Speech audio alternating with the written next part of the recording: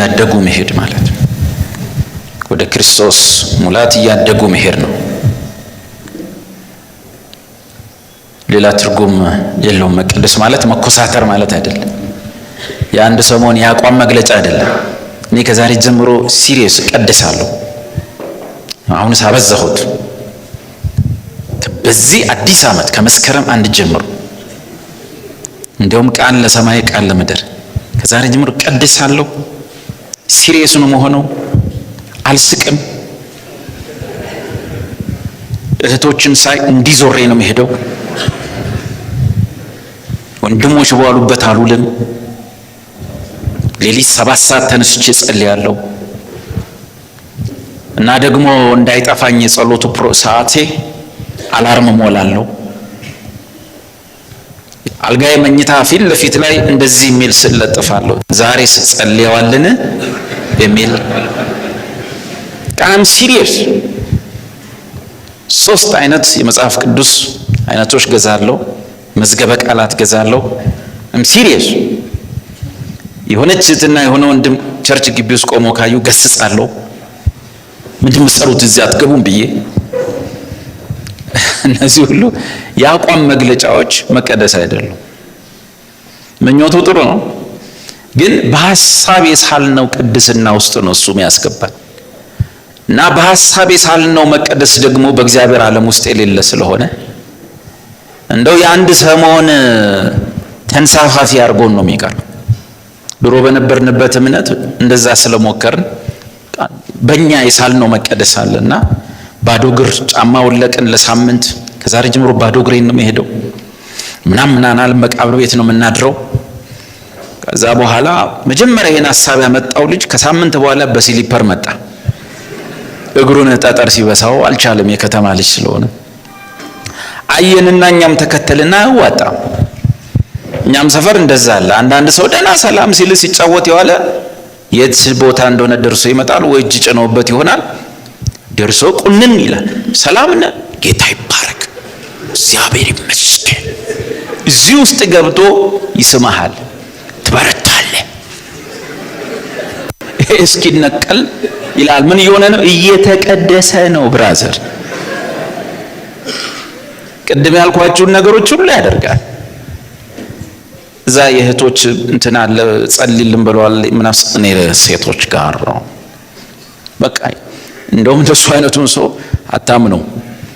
የሆነ ቀን ነው ጥፍት የሚለው ከቸር ሲጠፋ ግን 3 ሴቶች ይዞብን ነው የሚጠፋ። ለምን ሲባል ይሄ አቋም መግለጫ ነው፣ ቅድስና አይደለም።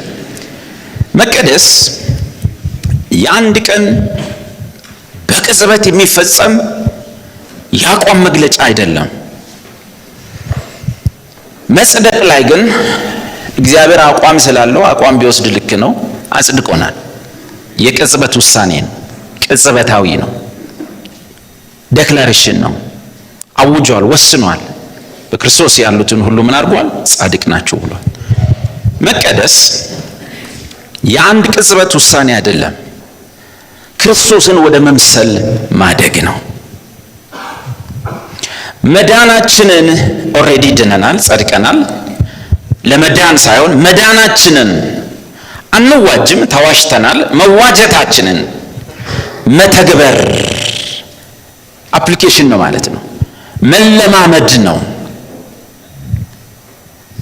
ለመዳን አይደለም፣ ለመዋጀት አይደለም። መዋጀታችንን መዳናችንን ኤክሰርሳይዝ ማድረግ፣ መዋጀታችንን መተግበር ነው፣ መለማመድ ነው እንጂ በአንድ ጊዜ ዛሬውኑ ተነስተን የሚደረግ ነገር አይደለም። መለማመር የሥነ መለኮት ሰዎች ይሄ ትልቅ እድል ነው፣ ፕሪቪሌጅ ነው። የሆነ ካርል ማርክስን እንድንመስል አይደለም እግዚአብሔር የወሰነው። የሆነ የታወቀ ሰው እንድንመስል አይደለም። የታወቀ ሰው የሆነ ፈላስፋ ወይ ከአይሁድ ነቢያት አንዱ ሙሴን እንድንመስል አይደለም የወሰነው። ወይ ከመላእክት ዓለም አንዱን ቅዱስ ሚካኤልን እንድንመስል አይደለም የወሰነው። እግዚአብሔር አንድያ ልጁን ቅዱሱን ልጁን በእርሱ ደስ ይለኛል እሱን እንድንመስል ለአዲስ ኪዳን አማኞች የበየነው ብያኔ ስለሆነ እንደውም እድል ነው፣ ፕሪቪሌጅ ነው። አስፈራርቼ የምታደርገው ሳይሆን እንደማንም ሰው እድል ሲያገኝ እድሉን ይጠቀማል። በማስፈራራት ማይመጣው ለዚህ ነው። ነቢይ አምጥቼ ሬሳ ሳጥን ይታየኛል፣ ድንኳን በየደጃፍሽ ይተከላል ይላል እግዚአብሔር ብዬ ባስፈራራም የማይመጣው እባብ እየላከ እባብ እየነደፈ ያልተስተካከለ እስራኤል እኔ እዚህ ጋር አሁንም እባብ ባወርዳ ተስተካከለ። ታየኮ እባብ ተወርውሮ ነደፋቸው፣ ያው ናቸው። መሬት ተሰንጥቃ ስንት ቤተሰብ ሙሉ ከነህይወቱ ገባ። በማግስቱ አንድ ገጽ ግለጥ፣ እዛው ጋር ነው ሰው። ነገርየው በሰው ጥረት የሚሆን አይደለም ማለት ነው። ለዚህ አሁን የዛን ጊዜ እባቡ የዛን ጊዜ መሬት መቀደዱ በሌላ ነው የሚቀየረው። ሬሳ አያለው፣ ሬሳ ሳጥና ያለው፣ ድንኳን ያለው። እኛ ማክሰኞ ጸሎት ላይ አንድ ወንድም ተነስቶ እንደዛ አለ፣ እኔ ሬሳ ሳጥና ያለው አለ። ለካ የዛ ከ15 ቀን በፊት አዲስ አበባ ላይ አንዱ ነቢይ ሬሳ ሳጥና ያለው ብሎ አስፈራርቷል። ልጁ ቅልብ አድርጎ መጣና አጉል ቦታ አለ ቦታው ሌላ ቦታ ሄዶ ቢሞክር ጥሩ ነው። እና ሬሳ ሳጥና ያለው ሲል አንድ ወንጌላ ያለ ፍስሐ ምንለው ብድግሎ ወንድማችን እኛ ሞተናል። ስንቴ ነው ምን ሞተው አቁም። ልጁ ትንሽ ልጅ ስለሆነ ታረመ፣ ደንግጦ ታረመ። ግን መዳናችንን መዋጀታችንን ምን ተገብርበት ወይም የምንለማመድበት የህይወት ስርዓት ነው መቀደስ። ታውቃላችሁ፣ መዳናችንን ነው ለመዳን አይደለም፣ መዋጀታችንን ነው ለመዋጀት አይደለም። እንዲህ አርጋ እንዴት ትድናለህ? እሱ ደሙ እንደ ማነው ላቡ እንደ ደም ነጠብጣብ እስኪንጠባጠብ እንዲህ አርጓል። ጌታ ኢየሱስ ክርስቶስ በአዳም ላይ የመጣው በላብ በጥረት በግረት የተባለው እሱ ይዛን ቀን ላይ እንደ ደም ነጠብጣብ የወፈረ ላብ ነው ያንጠባጠበው። አባቱ ያሳየውን ጽዋ ያየ ዘግናኝ ጽዋ፣ ያንተና የኔ ቀፋፊ ነገር ሁሉ፣ የሰው ዘሮች ሁሉ አጸያፊ ነገር ሁሉ ያዘው። እንዲህ ነው ያላው። ያ ብቻ አይደለም፣ ምድር እሾህ አሜከላ ታብቅልብህ ያለውን በራሱ ላይ እሾክ ደፋ። ያ እሾህ ያብቅልብህ የሚለው እንዳይመጣ ከዛ የተነሳ ኦሬዲ ለአማኞች መዋጀትን በተመለከተ ህይወትን በተመለከተ ጽድቅን በተመለከተ የሚያልቅ ሳይሆን ያለቀ ጉዳይ ነው። ለዚህ ነው በአዲስ ኪዳን ውስጥ ወይም በክርስቶስ ሞትና ትንሣኤ በኋላ እነዚህን ነገሮች በተመለከተ የወደፊት ቀጠሮ ንባብ ያልተጻፈው። ለምሳሌ ልጁ ያለው ህይወት ይኖረዋል። ተቃውሙኝ፣ ህይወት አለው። መቼ? አሁን በክርስቶስ ኢየሱስ ላሉት መቼ? አሁን ኩነኔ የለባቸው። የዘላለም ህይወት እንዳላችሁ ታውቁ ዘንድ በእግዚአብሔር ልጅ ስም ለምታምኑ ጽፍላችኋለሁ። እንዴ የት ነው ይሄ ህይወት? እግዚአብሔር ስለ ልጁ የመሰከረው ምስክርነት ይህ ነው። ይህን ምስክርነት የማይቀበል እግዚአብሔርን ውሸተኛ ያደርገዋል። ምንድነው ምስክሩ? ይህ ህይወት በልጁ ውስጥ እንዳለ። እናስ ልጁ ያለው ምን አለው? ህይወት አለው። እንዴ ኢየሱስ ማን ነው? ምዕራፍ 5 ሲዘጋው እርሱ እውነተኛ አምላክና የዘላለም ህይወት ሰጪ ነው ይላል አይደል? እርሱ ነው የሚለው። እውነተኛ አምላክና የዘላለም ህይወት ነው። ስለዚህ የዘላለም ህይወት ዋስትናን አምና ስንማማር እሱን በሰፊው አውርተናል። የዘላለም ህይወት መጪ ጊዜ አይደለም፣ የመጣ ማንነት ነው። ወደፊት የሚመጣ ከሆነ እዚሁ ሰለምክ ማለት ነው። የዛሬ 2000 ዓመት ምን መጥቷል? የዘላለም ህይወት በቁሙ መጥቷል። በአባቱ ዘንድ የነበረውን የዘላለምን ህይወት እሱን እናወራላችኋለን። ህይወትም ተገለጠ። አውርተናል እኮ የዛሬ ዓመት ህይወት ተገለጠች ነው ተገለጠ። ህይወት የወንድ ጾታ ነው የሴት? የወንድ ነው። ህይወት የተባለችው ልጅ ዝም ብላ ነው የምትደክመው። ህይወት ምንድነው? ጾታው ወንድ ነው። ህይወት ምን ብሏል? ተገለጠ። እኛም አይተነዋል። ሐዋርያት የዳሰሱትን ሲናገር የሰሙትን የዘላለም ህይወት እርሱን እናወራላቸዋለን። እርሱ ማን ነው? እውነተኛ አምላክና የዘላለም ህይወት ነው። እና እርሱ ያለው ኦሬዲ ምን አግኝቷል? ህይወት አለው። ኢየሱስን አምነ ወደፊት የዘላለም ህይወት የሚባል ነገር መጠበቅ ኢየሱስ ማን እንደሆነ አለማወቅ። ሰው እኮ ኢየሱስ አለኝ መንግስተ ሰማይ ግን መግባቴን እንጃ ይላል። በጌታ ነህ? አዎ። ኢየሱስ አለህ? አዎ። እንዴት ነው መንግሥተ ሰማይ? እንጃ ሳስብ ስጓጓላት ስናፍቃት ኖሬ ምኞቴ እዚያ ሆኖ ሌላ እንዳይሆን ክብሬ ኢየሱስ አደራ። በጌታ ነህ? አዎ። እየጠየቅ ያለው ኢየሱስን ነው? አዎ። ምንድነች እንዲህ ጉምጅል የሆነችብህ? ሰማይ። መጽሐፉ የሚለው ከቤቱ ይልቅ ቤቱን ያዘጋጀው የሚበልጥ ክብር አለው። ጳውሎስ ሰማይ ሊሄድ ናፍቃለሁ አላለም። ሊሄድ በዚያ ልኖርም አላለም። በዚያ ከክርስቶስ ጋር ልኖር ናፍቃለሁ። ምን ናፍቀው ኢየሱስን እንጂ ሰምዌር አይደለም። ሰምዋን ሰምበዲ አንድ ማንነት እንደዚህ አይነቱን ሰው ሰማይ ብርቁ የሆነበትን መንግሥተ ሰማይ በሐሳቡ የሳለው የወርቅ መንገድ፣ የአልማዝ ጎዳና፣ በዚህ ታጥፎ የነሐስ በር ምናምን የሳለውን መንግሥተ ሰማይ ናፍቆ ኢየሱስ ግን አለኝ ያቺ ግን እንጃ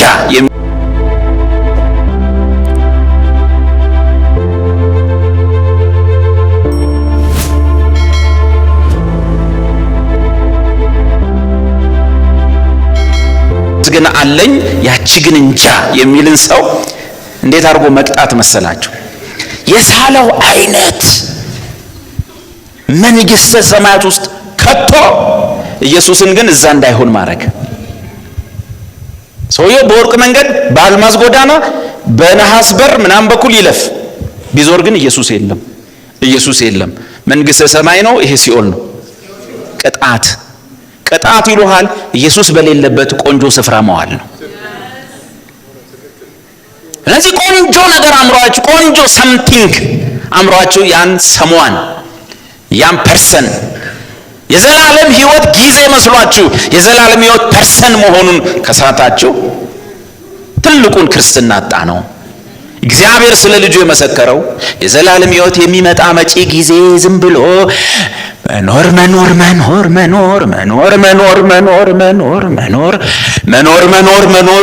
መኖር አንዳንዱ ደግሞ አክሊል ተሸክሞ የወርቅ አክሊል ማለት በነገራችን ላይ ትልቅ የ5 ኪሎ የወርቅ አክሊል እዚህ ላይ አድርጌልህ ለዘላለም ኑር ብልህ ቅጣት ነው። ለዚህ ነው አክሊል የሌለው የሕይወት አክሊል ነው ያለው። አክሊል የለም፣ የጽድቅ አክሊል ነው ያለው። አክሊል የለም፣ የድል አክሊል ነው ያለው። አናባቢና ገላጭ ከኋላው አለ። ብረት የሚያሸክመው የሚመስለው ሰው አለ። እና ይሄ ነገር የመጪ ጊዜን ነገር ለማስፈጸም የምንሄደው ሕይወት አይደለም። የተፈጸመን ነገር የምንለማመድበት ነው። ምን? ቅድስና፣ መቀደስ። ለመዋጀት አይደለም፣ ለመዳን አይደለም። ሰው ለምን ገዳም ገባ? ሊድን፣ ነፍሱን ሊያድን፣ ሕይወቱን ሊያድን፣ ዘላለምን ድንገት ባገኝ ብሎ። አንተም እንደ ሰው ከሆንክ የከተማ ባህታዊ ነው የምትሆነው፣ ተመሳሳይ ነው የምትሆነው። ስለዚህ መዳናችንን መዋጀታችንን የምንለማመድበት ኤክስፒሪየንስ የምናደርግበት የምንተገብርበት እድል ነው መቀደስ። ሌላው በአማኙ ዘመን ሁሉ እያደገና እየተገለጠ የሚመጣ ወይም በሰሞኑ ቋንቋ ሂደት ነው። ቅድስና በአማኙ የሕይወት ዘመን ሁሉ እያደገ እየተገለጠ እያበበ እየለመለመ የሚመጣ ልምምድ ነው። መጽደቅስ እንደሱ አይደለም። በኋላ እናነጻጽራቸዋለን። የሚመጣ ልምምድ ነው። ቀጥይልኝ ትርጉሙን አንድ ጊዜ ቅድስና ምንድን ነው? ቅድስናው መቀደስ እግዚአብሔር የአማኙን ፈቃድ በመጠቀም አማኙ ፈቃዱን መስጠት አለበት። መጽሐፉ ትቀደሱ ዘንድ ፈልጉ እንደሚል ፈልጉ የሚለው ቃል እግዚአብሔር የአማኙን ፈቃድ በመጠቀም ከኃጢአት ኃይልና ልማድ አማኙን ነፃ ያወጣ ክርስቶስን የመሰለ ወደሚመጣበት ልምምድና ባህሪ የሚያደርስበት ሂደት ነው። በአንድ ቀን አይሆን። በብዙ ዓመት በስጋ ኑሮስ ባለ ሕይወት ስርዓት የቆየ ሰው ዛሬ ጌታን ሲያምን መጽደቅ በክርስቶስ የቤዛነት ሥራ ስለሆነ እኩል ከኔ ጋር ይጸድቃል። የሕይወት ልምምድ ላይ ግን እኩል ልንሆን አንችልም። ወንድማችን በመቀደስ ሕይወት ስርዓት ውስጥ እግዚአብሔር እርሱን ፈቃድ እየተጠቀመ እየተቀየረ እየተለወጠ የሚሄድበት ሂደት ነው መቀደስ። እዚህ ነው ብዙ ዓመት መጠጥ የጠጣ ሰው ዛሬ ጌታን ሲያምን አያፋሽገውም ልትሉኝ አትችሉ። በሲጋራ ሱስ ውስጥ የሰነበተ ሰው ዛሬ ጌታን ሲያገኝ ያፋሽገዋል። ልዩነቱ ድሮ ያን የሚያሸንፍበት አቅም የለውም። አሁን ያን የሚያሸንፍበት የሕይወት ሥርዓት ተሰጥቶታል፣ መንፈስ ቅዱስም ተሰጥቶታል። ወንድማችን ግን ከመፈተን ሊያመልጥ አይችልም። በሕይወት ዘመናችን ስንኖር በሥጋ ሕይወት ውስጥ ያሉ ፈተናዎች አሉ። በቅጽበት ከነሱ መገላገል ማንም ሰው አይችልም ካልዋሸን በቀር። ወገኖቼ ራሳችንን አናታልል። ሁልህም እዚህ ውስጥ ፈተና አለብህ፣ ቻሌንጅ አለብህ። በውጭ ካሉ ሰዎች የምትለየው ግን ይሄን ቻሌንጅ ጥርስን ነክሰ የምትቋቋምበት፣ ጨጓራም እየተላጠ ቢሆን ብዙ ነገር የምትሸከምበት የምትይዝበት ጸጋ ተሰጥቷል። ያ ማለት አልተፈተንክም ማለት አይደል። ጨጓራህም እየተቃጠለ እያረርክም ቢሆን ለጌታ ብለን የተውነው መዓት ነገር አለ። ማሸነፍ ስንችል የተረታንበት ብዙ ነገር አለ። መያዝ ስንችል የተውነው ነገር አለ። ያ እንዲሆን ያደረገው የእግዚአብሔር መንፈስ እንጂ ያን ማድረግ ድሮ መች እንችላለን? እኛ ብንሆን ድሮ ምንችል ነበር። ስለዚህ እግዚአብሔር የአማኙን ፈቃድ በመጠቀም ከኃጢአት ኃይልና ልማድ አማኙን ነፃ እያወጣ ከኃጢአት ኃይል ድሮ እንደ ሪሞት ኮንትሮል ጠቅ እያደረገ ወደ ፈለገው ኃጢአት ይወስዶ ነበር። ከዛ ኃይል እያላቀቀው ክርስቶስን እየመሰለ ወደሚመጣበት ልምምድና ባህሪ የሚያደርስበት ሂደት ነው። ሂደት የሚለውን በአእምሯችሁ ይዛችሁ የቅድስና አይነቶች ወይም ሂደቶች ሂደት ስለሆነ እነዚህን ማወቅ በጣም ጠቃሚ ነው። በተለይ በቤተ ክርስቲያን ውስጥ ምዕመናንን ሰብስቦ የሚያገለግል አገልጋይ ይሄንን የጳውሎስን ትምህርት ይሄ ፓውሊን ነው፣ ካልቪንም አይደለም፣ አርሚንም አይደለም፣ ሉተሪንም አይደለም፣ ሌላም ካለ እሱ አይደለም። ይሄ ፓውሊን ነው። የጳውሎስ ትምህርቶችን ነው ማስተምራቸው። ሰዎች እንዴትም ጎትተው የሆነ ቦታ ሊመድቡ ይፈልጋሉ። የሚመድቡ የሚያሳዝነው በፈረንጅ ስር ነው የሚመድቡ። የየራሳቸው ፈረንጅ አላቸው። ወይኛ ጋር ግባ ወይ እዚህኛው ጋር ግባ ነው የሚሉ። ለዚህ ነው ግራ መንገባቸው። ይሄው ሰው በጸጋ ነው የሚድነው ብሏል ካልቪን ነው ይልሃል ወዲያው። አንዱ ደግሞ ይስብህና ኧረ አይደለም መንፈስ ያስወጣ አይተነዋል እና ካሪዝማቲክ ነው ይልሃል። እግዚአብሔር እንደዚህ ግራ የሚያጋቡ ሰዎች ስላረከን አመሰግንሃለሁ። የቅድስና አይነቶች ወይም ሂደቶች በክርስቶስ መቀደስ የመጀመሪያው ቅድስና ሶስት አይነት በመጽሐፍ ቅዱስ በጳውሎስ ትምህርቶች ውስጥ ቅድስናን ስናጠና ሶስት አይነት የቅድስና ዘርፎች አሉ። ሶስት አይነት የቅድስና ዘርፎች። እነዚህን ማጥናት ወሳኝነት አለው። አንዳንድ ጊዜ ሰዎች ቸርች ውስጥ ተሰብስበን የኢትዮጵያን ባንዲራ ይዘን ስላላለቀስን ማረን ጌታ ሆይ ብለን አንዳንዱ ባንዲራ ይዞ እስከ ማልቀስ ደርሷል። እግዚአብሔርን ኢትዮጵያ ያድርጎትም የኢትዮጵያ አምላክ ቢራራልኝ ብሎ ከዛ በኋላ ሲያየን አናለቅስም። እነ ዳዊት ንስሐ አይቀበሉም ይላል። አይደለም፣ ንስሐ አይነት አለው። ዝም ብሎ ጩኸት አይደለም፣ አይነት አለው። እናንተ እያለቀሳችሁ ያላችሁት አሁን በሰዓት ነው ነገር ሲኦል እንገባለን ብላችሁ ነው። እሱን እኛ ድሮ ጨረስን። የመዳን ንስሐ ይባላል በእኛ ሀገር ቋንቋ ጌታን መቀበል። የመዳን ንስሐውን ጌታን መቀበል በሕይወት ዘመን ስንቴ የምትገባው ንስሐ ነው? አንድ ጊዜ ነው። ሄደ ከተማ ደርሰ በመጣ ቁጥር ጌታን አትቀበልም። ወይም የመዳን ንስሐ ከፍርድ የማምለጥ ንስሐ የለም።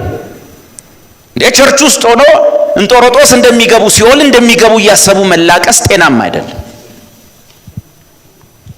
በማህበር ግን የበደል ነው እንደ ጉባኤ ግን ያጠፋነው ነገር ሲኖር በማህበር ንስሐ ይገባል።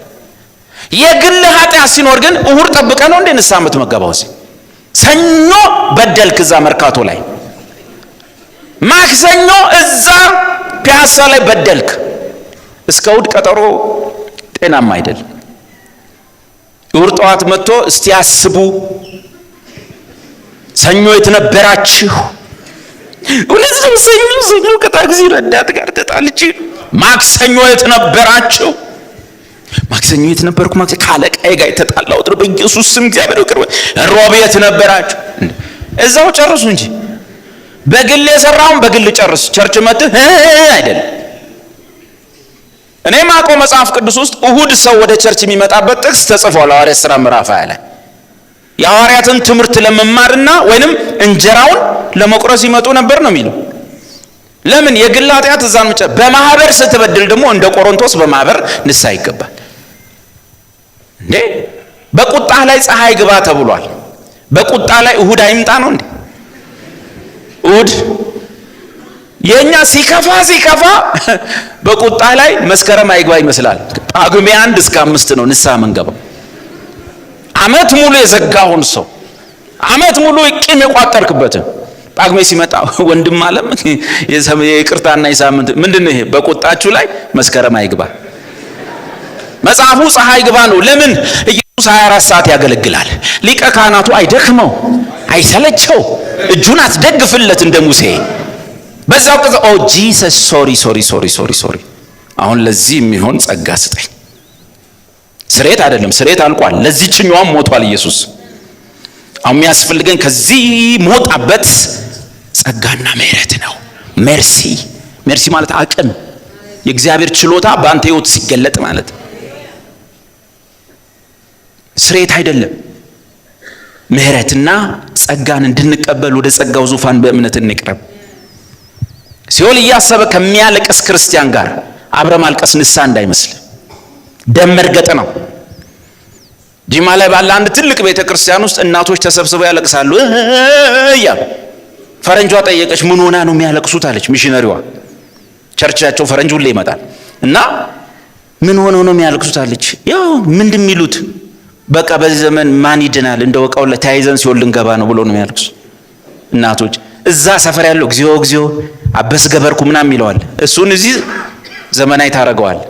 ፈረንጇም እንዳረገች ታውቃለች። እየዞረች እማማ ተነሱ እማማ ተነሱ። ሲኦል የመግባት ፍርሃት ንስሐ በቤተ ክርስቲያን ውስጥ ደም ላይ ቆሞ መጸለይ ማለት ነው። እግዚአብሔር ሆይ እኔ ምርጥ ልጅ ውድ ልጅ የማይሆን ቦታ ገብቼ እልሃለሁ፣ ተዝረክርኬ እልሃለሁ፣ ከዛ የሚያወጣ ምህረት ስጠኝ፣ ከዛ የሚነጥቅ ጸጋ ስጠኝ ነው የሚባለው። በሲኦል ፍርሃት ባርነት ውስጥ የሚኖረውን ሰው አይደል እንዴ ነፃ ሊያወጣ በስጋና በደም የተካፈለው? ፍርሃት አለማመን እንደሆነ አታውቁም? ፍርሃት ኢዚኳልቱ አለማመን ምንድን ነው ስትለኝ፣ ፍርሃት መጽሐፍ ቅዱስ እንዲና እንዲሆነልን እንደዚህ አይነት እምነት ከያዘን አለ ፍርሃቱ እንግባ። ሰዎቹ ምን አሉ? መግባት አንችልም አሉ። ምን ሆነው? በዚያ ከተማ ያሉት ረጃጅም ናቸው፣ እኛ አንበጣን መስላለን ብለው ፈሩ። ፍርሃት ወደቀባቸው። እግዚአብሔር እንዲህ አለ፣ ባለማመናቸው ጠንቅ አይገቡም አለ። ፍርሃት ኢዚኳልቱ አለማመን። ድፍረት ምንድነው? እምነት ነው። ለምን? በአንተ ላይ መሰረትም አስተማማኝ በሆነ ማንነት ላይ ተመሰረተ። ኢየሱስን እንድንጠራጠረው መከራ አትብሉ። ኢየሱስን እንድንጠራጠረው ስቃያችሁን አትብሉ። በማዕዘኑ ራስ ድንጋይ የሚያምን አያፍርም፣ አያሳፍረንም። ኢየሱስን እመነው አትጠራጠረው አለ ተስፋዬ ጋቢሶ። አፍህ ያመነ በልብህ አትክዳው። ድናል አውድኛለሁ። እንዴት ነው ግን አሁን ትንቢ ለሄድ ነው የምትሄድ? እሱን ያው እንግዲህ ታዲያ ምኑን አመንክ?